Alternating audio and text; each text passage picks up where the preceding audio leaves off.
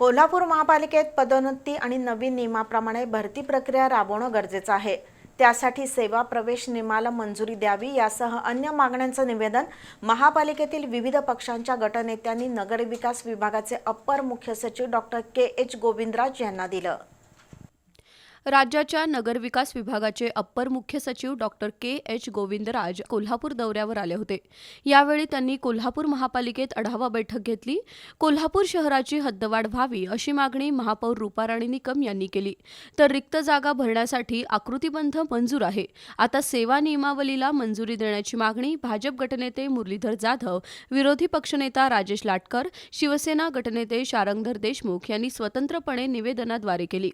KMT मधील रोजंदारी कर्मचाऱ्यांना कायम करावं, अनुकंपा कर्मचाऱ्यांना सेवेत कायम करावं, फेरीवाला समितीचं गॅजेट प्रसिद्ध करावं, नगररचना विभागाचे सहाय्यक संचालक हे पद पूर्णवेळ असावं अशी मागणी निवेदनाद्वारे करण्यात आली।